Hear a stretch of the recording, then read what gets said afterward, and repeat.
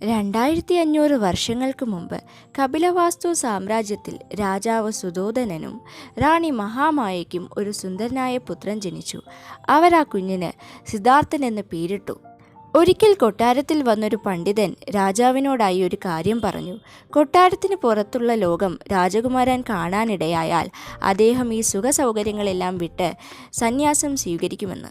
അതുകൊണ്ട് തന്നെ രാജാവ് അദ്ദേഹത്തിൻ്റെ മകനെ കൊട്ടാരത്തിൽ നിന്നും പുറത്തുവിടാൻ അനുവദിച്ചിരുന്നില്ല. അങ്ങനെ സിദ്ധാർത്ഥൻ വളർന്ന് 16-ാം വയസ്സിൽ യശോധര എന്ന രാജകുമാരിയെ വിവാഹം കഴിച്ചു.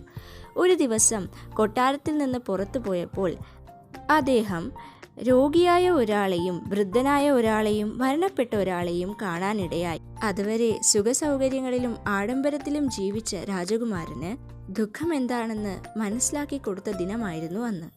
അങ്ങനെ ഗൗതമബുദ്ധൻ 29-ാമത്തെ വയസ്സിൽ കൊട്ടാരവും സുഖസൗകര്യങ്ങളും ഭാര്യയും മകനെയും ഉപേക്ഷിച്ച് സന്യാസിയാകാൻ തീരുമാനിച്ചു. ഒരിക്കൽ ബോധി വൃക്ഷത്തിൻ്റെ കീഴിലിരിക്കുമ്പോൾ അദ്ദേഹത്തിന് ബോധോദയം ഉണ്ടാവുകയും അന്നു മുതൽ അദ്ദേഹം ഗൗതമബുദ്ധ എന്ന് അറിയപ്പെടുകയും ചെയ്തു. കുറച്ച് ദിവസം മുമ്പ് എനിക്കൊരു മെസ്സേജ് വന്നു, ബുദ്ധനെ വരയ്ക്കാമോ എന്ന്. ഇതാണ് ആ പേജ്.